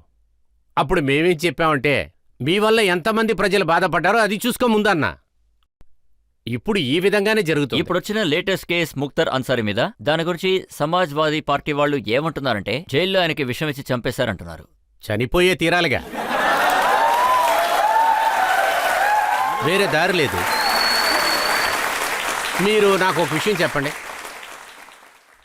ఎంతో మందిని ప్రాణాలు తీసిన ఒక మనిషి, వాడు ఎన్నాళ్ళని తప్పించుకొని అలా తిరుగుతూ ఉంటాడు. కాంగ్రెస్ వాళ్ళు వాణ్ణి కాపాడాలని అనుకోవచ్చు కదా. సమాజ్వాదీ పార్టీ వాళ్ళు అలా సమయంలో ఏం చేస్తున్నారు? వాళ్ళు అంత్యక్రియలకి వెళ్లారు. వాళ్ళ దగ్గర మీరేం ఎదురు చూస్తారు? ఇదే ఒక వ్యత్యాసం. పరమ రామభక్తుడు ఉత్తరప్రదేశ్ ఎక్స్ చీఫ్ మినిస్టర్ సర్దేర్ కళ్యాణ్ జింగ్ సింగ్ చనిపోయారు. సమాజ్వాద్ పార్టీ, కాంగ్రెస్ ఒక విచారం కూడా చూపించలేదు. కానీ ఒక మాఫియాలో ఉన్నవాడు చనిపోయినప్పుడు వాళ్ళ ఇంటికెళ్ళి కన్నీరు కారుస్తున్నారు. ఇదే వ్యత్యాసం అనేది. ఇదే దేశం టార్గెట్ చేయకూడదనేది. మీరిప్పుడు చూసుకున్నారంటే మేము మాఫియా వాళ్ళని చాలా కట్టుబాట్లోకి తీసుకొచ్చాం. జూన్ 4 తర్వాత ఏదో ఒక రక్షణ కల్పిస్తాం. ఉత్తరప్రదేశ్ని మాఫియాలోంచి మొత్తంగా బయటికి తీసుకొచ్చామని చెప్తాం. రెండోది, మాఫియా మూలంగా సంపాదించిన ఆస్తిని, అది ఏ మాఫియా అయినా సరే, వాళ్ళు సంపాదించిన ఆస్తి మొత్తాన్ని ప్రభుత్వం తీసేసుకుంటుంది. మేము ప్రయాగ్రాజ్ నుంచి ప్రారంభించాం. ప్రయాగ్రాజ్లో ఒక మాఫియా గ్యాంగ్ ఉంది. ఆ మాఫియా గ్యాంగ్ తప్పుగా తీసుకున్న ఆస్తిని మళ్ళీ మేము హ్యాండ్ ఓవర్ చేసుకున్నాం. మా యొక్క కొత్త మిషన్ చూసి కాంగ్రెస్ సభలో చాలా భయంలో ఉన్నారు. ఆ బుల్డౌజర్ని పెట్టి అంతా క్లీన్ చేశారు. క్లీన్ చేసిన తర్వాత బీదవాళ్లకి సంబంధించిన స్థలంగా మార్చాం. దీనికి తీర్మానం తీసుకున్నాం. బీదవాళ్లకి అన్నీ చేసిస్తాం. ఈ మాఫియా వాళ్లు ఆక్రమించుకున్న ప్రతి ఆస్తిని కూడా తిరిగి తీసుకుంటాం. బీదవాళ్ల కోసం, ఆడవాళ్లని కాపాడటం కోసం, హ్యాండీక్రాఫ్ట్ల కోసం, అనాథల్ని కాపాడటం కోసం, అదీ కాకుండా మిగతా కమ్యూనిటీ కోసం, అలాగే కింద కోర్టులో ఉన్న వాళ్ల కోసం ఒక మంచి హాస్పిటల్ కడతాం. మిగతావన్నీ చేస్తాం. పెద్ద ఇన్స్టిట్యూషన్స్ కడతాం. కానీ యూపీలో ఉన్న మాఫియా అంతా భూస్థాపితమైపోయారు. అదీ కాకుండా ఇంక మీద మాఫియాల్ని పెరగనివ్వం. అదే మా లక్ష్యం. అదీ కాకుండా వీళ్ళు ఆక్రమించిన స్థలాలని వాళ్ల దగ్గర నుంచే, నేను చెప్పేది అర్థం వద్దనుకుంటా, వాళ్ళు ఆక్రమించిన అంత స్థలాన్ని, వాళ్ల దగ్గరున్న ఆస్తిని మొత్తాన్ని తీసుకుంటాం. ఇప్పుడు చూశారంటే సమాజ్వాదీ పార్టీ వాళ్ళ క్యాండిడేట్ జియావుర్ రెహమాన్, బర్క్సర్ గారి గ్రాండ్సన్, ఆయన ఏమన్నారంటే షాబూద్దీన్ గారు, అతిక్ అహ్మద్ గారు, అంటే ముఖ్తార్ అన్సారీ గారిని, వీళ్ళందర్నీ పైకి పంపించేశారు. దేవుడి మీద ప్రమాణం చేసి చెప్తున్నాం, వీళ్ళ త్యాగం వృధా కాదని చెప్తున్నారు. ఇదే ఆయన చెప్పారు. పైకి వెళ్ళారు లేతే కిందకి వెళ్ళారు అదంతా నేను చెప్పలేను.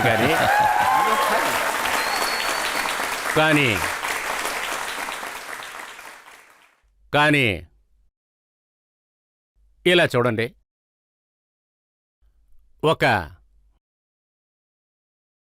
ఒక పావు దగ్గర నుంచే ప్రశాంతం కోసం ఉపదేశం ఇస్తుందని ఎదురుచూస్తే అది మూర్ఖత్వం అవుతుంది. ఇది వాళ్ళెప్పుడూ మాట్లాడుతున్న మాటలే. ఇది ఎప్పుడు మాట్లాడేయే కాబట్టి దీన్నంతా మనం పట్టించుకోకుండా ఉంటేనే బెటర్. ఇటువంటి మాటలన్నీ గాలితో కలిసిపోతాయండి. అందరికన్నా ఎక్కువగా కంప్లైంట్ చేసేది ఆజాం ఖాన్ గారే. ఆజాం ఖాన్ గారు ఏమంటున్నారంటే ఆయన యూనివర్సిటీస్ మీద, ప్రాపర్టీస్ మీద బుల్డోజర్ ఎక్కించారంటున్నారు. లోపలున్నవి తీయడానికి కూడా అవకాశం ఇవ్వలేదట. ఇలా చూడండి, ఇది ఈ మహాభారతం కుటుంబంలో ఉన్న శకునియే ఈయనేనండి. ద్రౌపది గారి వస్త్రాలు విప్పేటప్పుడు వాళ్ళందరూ మౌనం పాటించారు. కాని అందులో ఈయనకి సంబంధం ఉంది. దుర్యోధనుడికి, దుశ్శాసనుడికి ఏం చేస్తారో అదే దొరుకుతుంది. వాళ్ళేం చేశారో దానికి సంబంధించి ఫలితాన్ని వాళ్ళు ఇవాళ అనుభవిస్తూ ఉన్నారు. ఆజం ఖాన్ అవనివ్వండి, లేదు మిగతా మాఫియా వాళ్ళు అవనివ్వండి, వీళ్ళు ఉత్తరప్రదేశ్ పెరగనీయకుండా చూసుకున్నారు. అలాగే ఇవాళ ఉత్తరప్రదేశ్లో చట్టం అమలు చేసి, చట్టం యొక్క రాజ్యంలో సాధారణమైన ప్రజలు, అక్కడ యువకులవనివ్వండి, ఆడవాళ్ళవనివ్వండి, వ్యవసాయం కానివ్వండి, వ్యాపారం కానివ్వండి, చదివినోడై ఉంటుంది, వీళ్ళందరికీ ఇప్పుడు భయం పోయిన పరిస్థితి ఏర్పడింది. భయపడాల్సిన పరిస్థితి లేదు. ఉత్తరప్రదేశ్లో ఉన్నవాళ్లు ఉత్తరప్రదేశం లాంటి రాష్ట్రంలో 40 లక్షలకి పైగా ఇన్వెస్ట్మెంట్ పెడతానికి సిద్ధమయ్యారు. ఇప్పుడు ఎలక్షన్లకి ముందు, అదే ఫిబ్రవరిలో ప్రథమరు 10,50,000 కోట్లు ఇన్వెస్ట్మెంట్ పెట్టడానికి ప్రపోజల్ తయారు చేశారని చెప్పాలి. 10,50,000 కోట్లకు ఇన్వెస్ట్మెంట్. ఇది యూపీకి ఒక కలలాగే ఉంది. ఇది ఇవాళ జరుగుతూ ఉంది. 10,80,000 కోట్లంటే లక్షల యువకులకి పని దొరుకుతుంది. ఇవాళ ఇది యూపీలో జరుగుతుందంటే చట్టం సిస్టమ్ బాగుంది. ఒక ఇన్వెస్ట్మెంట్ ఫ్రెండ్లీ ఎన్విరాన్మెంట్ తయారైంది. స్టేట్లోనూ సెంట్రల్ గవర్నమెంట్లోనూ ఒకే విధమైన టార్గెట్ సిద్ధమైంది. అదేంటంటే ఈ దేశం ఎదుగుదల, స్టడీసు, ఇదే మా టార్గెట్. దేశం మీద వీళ్ళు ప్రామిస్ చేశారు. అందుకే ఇదంతా జరుగుతూ ఉంది. మీరు మీ చూసుకున్నారంటే బుల్డోజర్ దాని శబ్దం కోల్కతా వరకు వినిపించిందని నేను విన్నాను. అక్కడ హైకోర్టు జడ్జ్ కోల్కతా మేయర్కి చెప్పారు, ఒకవేళ మీ వల్ల కాకపోతే యోగి గారి నుంచి బుల్డోజర్ అద్దెకి తీసుకోమన్నారు. అదేంటంటే ఉత్తరప్రదేశ్లో ఉన్న ఈ బుల్డోజర్ ఇది అన్యాయం చేయదు. ఉత్తరప్రదేశ్కి న్యూ ఇన్ఫ్రాస్ట్రక్చర్కి గుర్తింపు ఇది. ఇది మా యొక్క కొత్త ఇన్ఫ్రాస్ట్రక్చర్, ఎక్స్ప్రెస్ వే. ఇది కొత్త ఎయిర్పోర్టుకి సంబంధించింది, కొత్త హైవేది. ఎంటర్ స్టేట్స్ కనెక్ట్ అవుతుంటాయి. ఈ కొత్త ఇన్ఫ్రాస్ట్రక్చర్ దీనికి ఏదైనా ట్రబుల్ ఏర్పడితే అది బుల్డోజర్ పెట్టి గుద్దాల్సిందే కదా. ఈ మాఫియా తర్వాత వీళ్ల వలన జరిగిన ఈ ట్రబుల్స్ మొత్తం మేము నామకరణం లేకుండా చేశాం. బుల్డోజర్ పెట్టి గుద్దేస్తాం. అలా గుద్దినప్పుడు వాళ్ళకి నెప్పుడుతుంది కదా. వాళ్ళని పరామర్శించే వాళ్ళకు కూడా అది కష్టాన్ని ఇస్తుంది కదా. ఒక రకమైన నొప్పి ఉత్తరప్రదేశ్ అడ్వకేట్స్కి ఉన్నాయి. అక్కడ లాయర్స్ ఏమంటున్నారంటే ఇక్కడ లా అండ్ ఆర్డర్ మారింది, మాఫియా అనేదే లేదు, అందువల్ల మాకు కేసులు లేకుండా పోయినాయి అంటున్నారు. వాళ్ళు ఏమంటున్నారంటే, నేను ఒక వీడియో చూశాను, యోగి గారు కొంచెం క్రైమ్స్ జరగనివ్వండి, అప్పుడే కదా మాకు ఇన్కమ్ ఉంటుందన్నారు. ఈ లీగల్ కమ్యూనిటీనే దేశాన్ని ఇప్పుడు వరకు నడిపిస్తుంది. పని చేయటానికి వాళ్ళకి ఎక్కువగా టైం ఉంది. వాదనలతో కలిపి వాళ్ళకింకా టైం ఉందంటే కోర్టులో ఇంకా జ్యుడిషనల్ టైం ఉందనే అర్థం కదా. అది ముందుకు తీసుకెళ్ళామంటే 10 సంవత్సరాల్లో ఇది ఫినిష్ అయిపోతుంది. 10 సంవత్సరాల తర్వాత వాళ్ళు చేసే సోషల్ సర్వీస్లో, పాలిటిక్స్లో కూడా వాళ్ళ జనరేషన్ మళ్ళీ మొదలు పెడుతుంది కదా. ఈ దేశం స్వతంత్రం తర్వాత ప్రజలందరూ ఎలా లీడు తీసుకున్నారో ఆ విధంగా నాకు తెలిసినంతవరకు ఆ సామర్థ్యం లాలోనే ఉంది. అది వాళ్ళు చూసుకుంటారనుకుంటున్నాను నేను. ఒక చిన్న బ్రేక్ తీసుకోవడానికి ముందు ఇంకొక ప్రశ్న ఆలోచిస్తాను. ముందున్న ఉత్తరప్రదేశ్కి మీరొచ్చిన తర్వాత ఉత్తరప్రదేశ్కి ఎలాంటి తేడా చెప్తారా? ఇంతకుముందు ఇక్కడ మాఫియా స్వతంత్రంగా తిరుగుతూ ఉంది. ఆడవాళ్లు, వ్యాపారస్తులు సెక్యూరిటీ లేకుండా ఉన్నారు.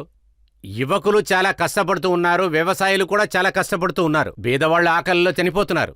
బీదవాళ్లు వ్యాధులతో ఆ నొప్పి తట్టుకోలేక ఒకటి ప్రాణం పోతుంది, లేకపోతే వాళ్లే ఆత్మహత్య చేసుకుంటున్నారు. ఇవాళ ఇది కొత్త ఇండియా, కొత్త ఉత్తరప్రదేశ్. కొత్త ఉత్తరప్రదేశ్లో వ్యాపారస్తులు, ఆడవాళ్లు భయపడక్కర్లేదు. హంతకులు మెడలో స్లేటు వేసుకొని ఒక్కసారి ప్రాణభిక్ష పెట్టండి అని అంటారు. మేము ఏదో ఒక పని చేసుకొని బ్రతుకుతామని బ్రతిమాడతారు. ఇటువంటి మార్పే ఏర్పడింది. పాత ఉత్తరప్రదేశ్లో ఇంతకుముందు పెద్ద పెద్ద మాఫియా ఉండింది. అధికారాన్ని చేతులు పెట్టుకొని అనుభవిస్తూ ఉన్నారు. చెప్పాలంటే ప్రథమరే ఆయన ముందు లేచి నుంచోవాలి. చెప్పాలంటే ప్రథమరే వాళ్ళని వాళ్ళ మాళిగేకి పిలిచి వాళ్ళకి మర్యాద ఇచ్చేవాళ్లు. ఈవేళ అదే మాఫియా పోలీసుల్ని ఎదిరించి నుంచోవాలంటే ఎవరికీ వెనకాల ఇంతకుముందు పరిగెత్తెళ్ళిందో పోలీసు సల్యూట్ కొడుతూ ఉన్నారో ఇప్పుడు వాళ్ళని వెతకటానికి ఎన్నో టీములతో వెతుకుతున్నారు. ఇవాళ వాళ్ళు పోలీసులు ఎతుకుతున్నప్పుడు వాళ్ళ ప్యాంట్లంతా తడిసిపోతున్నాయి. ఇవాళ వాళ్ళు చేసే పనులని వదిలేశారు. ప్రాణభిక్ష పెట్టమని కూడా అడుగుతున్నారు. యూపీ నుంచి మమ్మల్ని అందరినీ వెళ్ళనివ్వండి, మేము ఎక్కడికన్నా వెళ్ళి బ్రతుకుతాం. ఈ పని కాంగ్రెస్ వాళ్లే కదా చేసింది. సమాజ్వాదీ పార్టీ కూడా ఇదే చేసింది. భయం లేని ఒక పరిస్థితిని ఏర్పరిచాం. యూపీలో ఎన్నో అభివృద్ధులు జరిగాయి. యూపీలో ఏ భేదాలు లేకుండా ప్రతి స్కీముని మేము చేస్తూ ఉన్నాం. యూపీలో ప్రశాంతమైన పరిస్థితిని మేము ఏర్పరిచాం. అలాగే ఉత్తరప్రదేశ్ పాపులేషన్లో అందరికంటే పెద్దదిగా ఉండింది. 2017లో మేము వచ్చిన తర్వాత ఉత్తరప్రదేశ్ ఎకనామీలో ఇండియాలో 6వ ప్లేస్లో ఉండింది. ఇవాళ నేను మనస్ఫూర్తిగా సంతోషంగా చెప్తాను, ఇవాళ దేశంలోనే ఉత్తరప్రదేశ్ రెవెన్యూలో నెంబర్ 1గా ఉంది. ఎంతో స్పీడ్గా ఎకనామికల్ లెవెల్లో మా రాష్ట్రం ముందుకు దూసుకు వెళుతూనే ఉంది. ఇండియాలో కొత్త ఎకనామికల్ ఇంజన్గా గ్రోత్లో మారటానికి ఖచ్చితంగా ఆ సామర్థ్యం ఉత్తరప్రదేశ్కి మాత్రమే ఉంది. అందువలనే ఇదే వ్యత్యాసం ఇంతకుముందు భయం ఉండేది, ఆకలుండేది, అరాచకం ఉండేది, కర్ఫ్యూ ఉండేది, క్రైమ్ ఉండేది. ఇవాళ భయం లేని పరిస్థితి ఉంది, అభివృద్ధి ఉంది. ఇవాళ ప్రతి ఒక్కరూ నవ్వటానికి ప్రతి ప్రయత్నం మేము చేస్తూ ఉన్నాం. ఇప్పుడు ఒక బ్రేక్ తీసుకుందాం. బ్రేక్ తర్వాత ఆరోపణలకి, ప్రశ్నలకి ఒక ఫైనల్ రౌండ్. జైలు నుంచి బెయిల్లో బయటికి వచ్చిన తర్వాత అరవింద్ కేజ్రీవాల్ ఎంత ఆక్రోషంగా ఉన్నారంటే ఆయన షుగర్ లెవెల్ని కంట్రోల్ చేయమనండి. Welcome back after the break. ఇవాళ ఆప్కి అదాలత్లో మనం కేసుని, ప్రశ్నల్ని అడుగుతున్నది ఉత్తరప్రదేశ్ చీఫ్ మినిస్టర్ యోగి ఆదిత్యనాథ్ గారిని. ఆప్కి అదాలత్లో తర్వాత ఆరోపణ. ఆప్కి అదాలత్లో ఉత్తరప్రదేశ్ ముఖ్యమంత్రి యోగి ఆదిత్యనాథ్ గారి మీద ఉన్న ఆరోపణ ఇదే. ఈయన అసలు సమస్య నుంచి దృష్టిని మళ్లిస్తున్నారు అని.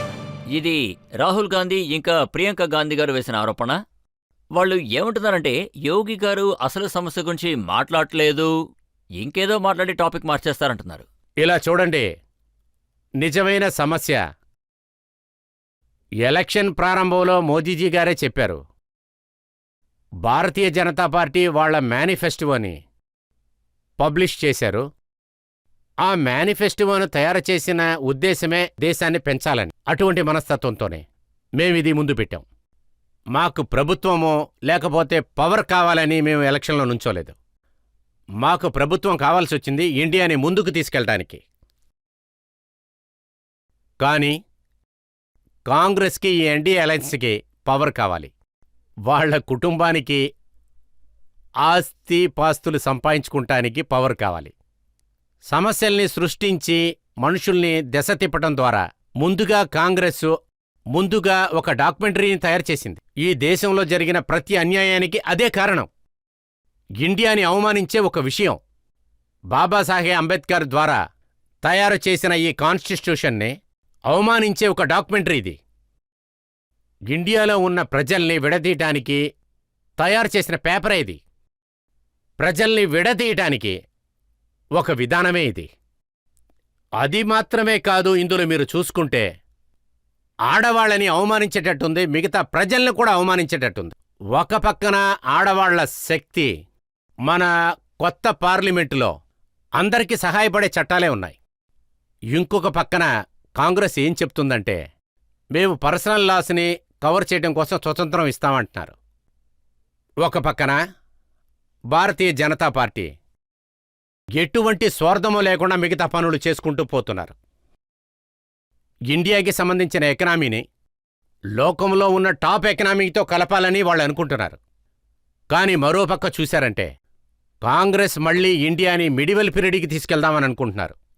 ఇప్పుడు దిశ మార్చే పని, ఒకవేళ ఓబీసీ, ఎస్టీ, ఎస్సీని రిజర్వేషన్ ఆపాలంటే దాన్ని మేము ఆపుతాం, అలాగే ఖండిస్తాం కూడా.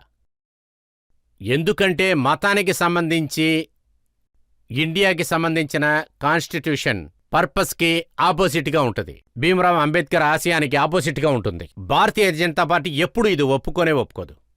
ఇంకొక విషయం, మోదీజీ గారు పాత చరిత్రకి మర్యాద ఇవ్వటానికి ఉన్నారు. కాంగ్రెస్ పారంపర్య ట్యాక్స్ తీసుకురావాలనుకుంటున్నారు. కాంగ్రెస్ జడ్జియాని మళ్లీ తీసుకురావాలంటుంది. ఈ జడ్జియాని భారతీయ జనతా పార్టీ ఈ కొత్త ఇండియాలోకి తీసుకురానివ్వదు. సంపాదిస్తుంది. అదేంటంటే సంపాదించవచ్చు. ఇండియాలో ఉంటున్న కుటుంబంలో సంపాదించే వాళ్ళని పెట్టి వీళ్ళు సంపాదిస్తారు. వాళ్ల దగ్గర జడ్జియా అని చెప్పి, ట్యాక్స్ అని చెప్పి వసూలు చేయడానికి కాంగ్రెస్, సమాజ్వాదీ పార్టీ ఇటువంటి వాళ్లందరూ వెళ్లి ప్రజలకు ఉన్న ఆస్తుల్ని అన్నిటినీ ఆక్రమించేస్తున్నారు. ఇటువంటి పనులన్నీ చేయటానికి కోసమే వాళ్లకు అధికారం ఇవ్వాలని అనుకుంటున్నారా ఏంటి? అది రాహుల్ గాంధీ గారు ఎక్స్రే చేస్తారు. ఆ ఎక్స్రేని ఆ అధికారులే తీసుకురావాలి. అది పారంపర్య ట్యాక్స్ కోసమే చెయ్యాలి. ఇదంతా చూస్తే ఔరంగబోర్డు ఈయనలో దూరిందనే చెప్తారు. కొత్త ఇండియా ఔరంగజేబుని ఎప్పుడూ ఒప్పుకోదు. యోగి గారు ఇప్పటివరకు ఆయన చేసే కంప్లైంట్లు ఏమని అడిగారంటే, వారసత్వ రాజకీయాల గురించి మీరు తరచు మాట్లాడుతున్నారు. అఖిలేష్ యాదవ్ గారు ఏమంటున్నారంటే, నేను నా ఫ్యామిలీకి టికెట్ ఇస్తే మీకేంటి సమస్య, మీకు అసలు ఫ్యామిలీ లేదు కదా అని అంటున్నారు. అరే, అందుకే నేను చెప్తున్నాను, మీ ఊర్లో వేరే యాదవ్ అనేవాళ్లే లేరా ఏంటి? వాళ్ళకిచ్చేసి వెళ్ళండి. మీ పార్టీ, మీ అధికారం, అంతే కదా. కానీ వేరే యాదవే లేరా? బెన్ఫురిలో, బదాయాలో, ఫిరోదాబాద్లో, కన్నూజ్లో, ఆదమ్గాడ్లో 5 5గురు ఒకే కుటుంబానికి చెందినవారు. ఒకళ్ళు మామయ్య, ఒకళ్ళ చిన్నాన్న, ఒకళ్ళ అన్నయ్య, ఒకళ్ళ బావమరిది. మహాభారతంలో ఉన్న సొంత వాళ్ళందరూ వీళ్ళ ముందు ఫెయిల్యూర్ అయిపోతారు సార్. ఇంకొక విషయం, మీరు డాక్టర్ రాములియా గురించి మాట్లాడుతున్నారు. ఆస్తుల గురించి, పారంపర్యం గురించి రావద్దని. లోహియా గారు వాళ్ళకి ఇంతకు ముందే చెప్పున్నారు. వీళ్ళు దాన్ని పాటించారా? వీళ్ళు లోయా పేరు పెట్టుకొని ప్రజల్ని ఏమార్చే పనులు చేస్తూ ఉన్నారు. మీరు ఏది చేసినా మీ కుటుంబం కోసం, మీ పారంపర్యం కోసమే చేస్తూ ఉన్నారు. ఈ సమూహంలో ఉన్న ప్రజలందరూ ఎక్కడికి వెళ్తారో దాని గురించి ఆలోచించారంటే కాంగ్రెస్ కూడా ఇదే చేస్తుంది సార్. కాంగ్రెస్లో ఒక మినిస్టర్ ఉన్నారు, ఇంతకుముందు మినిస్టర్గా ఉన్నారు, కాంతిలాల్ గురియా, ఫార్మర్ మినిస్టర్. ఆయన ఏమన్నారంటే, భార్యకి నేను 1 లక్ష రూపాయలు ఇస్తానని మాటిచ్చాను. ఎవరికైతే 2 భార్యలు ఉన్నారో వాళ్ళకి 2 లక్షలు వస్తాయి. నేనేమంటున్నానంటే, ఈ దేశం మంచి కోసం కాంగ్రెస్ ఏదైనా చేస్తారని నమ్మటం చాలా బుద్ధిలేనితనం సార్. నేను ఖచ్చితంగా చెప్తున్నాను, వీళ్ళకి వీళ్ళ కుటుంబాలే ముఖ్యం సార్. కానీ మాకు మా దేశమే ముఖ్యం. అందువలనే Bharatiya Janata Party nation of first అని చెప్తుంది. ఎందుకంటే మోదీ గారికి 140 మంది కోట్ల జనాభా కూడా కుటుంబమే. ఎందుకంటే ఉత్తరప్రదేశ్లో 25,000 కోట్ల మంది నా కుటుంబమే. అందువల్ల మన పర్సనల్ ఫ్యామిలీ. దాని గురించి బాధపడటం కంటే మేం దేశం గురించి బాధపడుతున్నాం. రాయ్ బరేలీలో కుటుంబాల గురించి చాలా దిగులు పడుతూ మాట్లాడుతున్నారు. ప్రియాంక గాంధీ గారు ఆవిడ స్పీచ్లో ఏమన్నారంటే, తల్లి చనిపోయినప్పుడు కొడుకు నిలబడ్డాడు, కొడుకు చనిపోయినప్పుడు వాళ్ళ ఆవిడ విధవరాలు నిలబడింది. మేమీ దేశం కోసం త్యాగం చేస్తూనే ఉన్నాం. కాంగ్రెస్ అలాగే చెప్తూ ఉంటుందిలేండి. ఎందుకంటే వాళ్ళు ప్రజలతో ఎప్పుడు ఇలాగే ఆటలాడుతూ ఉంటారు. అలాగే ఈ దేశాన్ని తప్పుడుదారిలో తీసుకెళ్లారు. కానీ ఈసారి అమైటీ రాయబారి ప్రజలందరూ వీళ్లకి సరైన బుద్ధి చెప్పబోతున్నారు. అమైటీ ప్రజలు కూడా పోయినసారే బుద్ధి చెప్పారు. రాయబర్లీ ప్రజలు కూడా ఈసారి ఖచ్చితంగా బుద్ధి చెప్తారు. ఇటువంటి కుటుంబ రాజకీయాలు ఇకపైన ఖచ్చితంగా జరగవు. కొత్త ఇండియా, నేషన్ ఫస్ట్, అటువంటి మాటకే మేము సపోర్ట్ చేస్తాం, ఫ్యామిలీకి కాదు. అసలు వీళ్ళందరి మెయిన్ ప్రాబ్లం ఏంటంటే, వాళ్ళు ఏమంటున్నారంటే బీజేపీ వాళ్ళ ఎక్స్టెండెడ్ కుటుంబమే ఈడీ అండ్ సిబిఐ అంటున్నారు. ఇలా చూడండి, దాన్ని మీరు బీజేపీతో కలిపి మాట్లాడతాం చాలా తప్పండి. ఈడీ అవనండి, ఐటీ అవనండి, సిబిఐ అవండి, వీళ్ళందరూ దేశం యొక్క ఇండిపెండెంట్ ఆర్గనైజేషన్. వాళ్ళ ఇష్టానికి వాళ్ళు పనిచేసే స్వతంత్రం వాళ్ళకుంది. అక్కడ వాళ్ళ డైరెక్టర్ని సెలెక్ట్ చేసుకుంటానికి వాళ్ళకి ఒక సిస్టమ్ అనేది ఒకటి ఉంది. అందులో ఆపోజిట్ పార్టీ కూడా అందులో ఒక పార్టీగా ఉంటారు. వాళ్ళకి బాధ్యత ఉంటుంది. అలాగే దాన్ని బీజేపీతో కలిపి మాట్లాడతాం నాకు తప్పనిపిస్తుంది. భారతీయ జనతా పార్టీ మా నాయకుడు నేతృత్వంలో మా ఆశయాల్ని పెట్టి వాల్యూస్ అనే ఐడియా రాజకీయం చేస్తుంది. ఆ వాల్యూస్కి, ఐడియాస్కి ప్రజలు ఎప్పుడూ తోడుగా ఉంటారు. ఇప్పుడు సుప్రీంకోర్టు అరవింద్ కేజ్రీవాల్ గారికి బెయిల్ ఇచ్చింది. ఆయన ఖచ్చితంగా ఈడీని లాగుతారు, బీజేపీని లాగుతారు, అలాగే మోడీ గారిని కూడా లాగుతారు. జైలు నుంచి బెయిల్లో బయటికి వచ్చిన తర్వాత అరవింద్ కేజ్రీవాల్ ఎంత ఆక్రోషంగా ఉన్నారంటే, ఆయన షుగర్ లెవెల్ని కంట్రోల్ చేయమనండి. నాకేమనిపిస్తుందంటే, ఆయనతో పాటు ఆరోగ్యం గురించి కొంచెమైనా బాధపడి తీరాల్సింది. చూడండి, ఆయనకి సుప్రీంకోర్టు బెయిల్ ఇచ్చింది, అలాగే 20 రోజులు క్యాంపెయిన్ పర్మిషన్ ఇచ్చింది. ఆయన రాజకీయ క్యాంపెయిన్లో కలుసుకోవచ్చని చెప్పారంట. ఆయన క్యాంపెయిన్లో బాగా కలుసుకోనండి. కానీ నాకేమనిపిస్తుందంటే, ఆయన ఈసారైనా నిజాలు చెప్పడం కోసం అలవాటు చేసుకోవాలనిపిస్తుంది. ఎందుకంటే ఈ దేశం వీళ్ళ అబద్ధాలు మొత్తం విని ప్రజలందరూ టయర్డ్ అయిపోయారు. ఇప్పుడు ప్రజలందరూ ఆలోచించేదేంటంటే నిజం మాత్రమే బయటికి రావాలని అనుకుంటున్నారు. వీళ్ళెప్పుడు నిజం మాట్లాడరు. వీళ్ళ నిజ రూపాలు మొత్తం బయటికి వచ్చాయి. అదేంటంటే ఇండియా అలయన్స్ నుంచి అందరూ బయటికి వచ్చిన వాళ్లే కదా. చాలామంది అలాగే అక్కడ చూడండి, బీహార్లో చూడండి, ఇంకా దేశంలో చాలా చోట్లలో మీరు చూడొచ్చు. వీళ్ళందరిది ఒకటే కదా. అది ఈ రోజున ఒక మీమ్ బయటకొచ్చింది. అప్పుడు ఆపోజిషన్ పార్టీ వాళ్ళందరివి అక్కడ పెట్టి కింద ఈదీ ముబారక్ అని ఉంది. ఇలా చూడండి, ఆపోజిట్ పార్టీలో ఉన్న వాళ్లతో మాట్లాడటానికి ఏ విషయం లేదు. వాళ్ళు చేసిన పనులన్నీ ప్రజల మొత్తానికి తెలిసొచ్చింది. వాటన్నిటినీ వాళ్ళు మాపటం కోసం ఈ దేశంలో ఉన్న ఆర్గనైజేషన్ సిస్టాన్ని బోన్లో నించోబెట్టాలని అనుకుంటున్నారు. కానీ ఈ దేశంలో ఉన్న ప్రజలకి వాళ్ళేమేం చేశారో అంతా తెలుసు. వాటన్నిటికీ బదులు చెప్పే విధంగా ఎలక్షన్లో ఖచ్చితంగా బుద్ధి చెప్తారు. యోగి గారు, మేము మిమ్మల్ని అన్ని సబ్జెక్ట్స్లోనూ ప్రశ్నలు అడిగాం, కానీ మీరు దేన్ని అవాయిడ్ చేయలేదు. అన్నిటికీ స్ట్రైట్గా ఆన్సర్ ఇచ్చారు. ఇప్పుడు మనం ఒక బ్రేక్ తీసుకుందాం. బ్రేక్ తర్వాత ఇవాల్టి ఆప్కి అదాలత్లో మన జడ్జ్, ఢిల్లీ యూనివర్సిటీలో vice chancellor professor Yogesh Singh గారి తీర్పేంటో విందాం.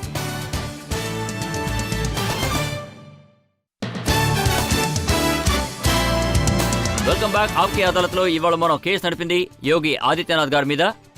ఇవాళ ఆప్కి అదాలత్లో ఇవాల్టి జడ్జ్, ఢిల్లీ యూనివర్సిటీలో vice chancellor professor Yogesh Singh గారి తీర్పేంటో విందాం. యోగి ఆదిత్యనాథ్ సార్, మీరు సన్యాసం, నాయకత్వం, అంతేకాకుండా పరిపాలన కూడా బాగా సాగిస్తున్నారు. ఈరోజు ఈ న్యాయస్థానంలో మీ మీద చాలా నేర ఆరోపణలు చేశారు. మీరు వాటన్నిటికీ సరైన పద్ధతిలో చాలా స్పష్టంగా నిజంతో డిఫెండ్ చేశారు. దేశ బాధ్యతల్ని నిర్వర్తిస్తున్నారు. దేశం అభివృద్ధి చెందాలని మీరు కోరుకుంటున్నారు. మీకు ఈ దేశం మీద ఉన్న ప్రేమ దేశాన్ని, దేశ ప్రజల్ని బాగా ఉద్వేగపరుస్తున్నాయి. మీరు దేశం మంచి కోసం సేవ చేస్తూ ఉండండి. ఇండియా 2047లోగా బాగా అభివృద్ధి చెందాలి. ఈ న్యాయస్థానం మిమ్మల్ని గౌరవంగా విడుదల చేస్తోంది.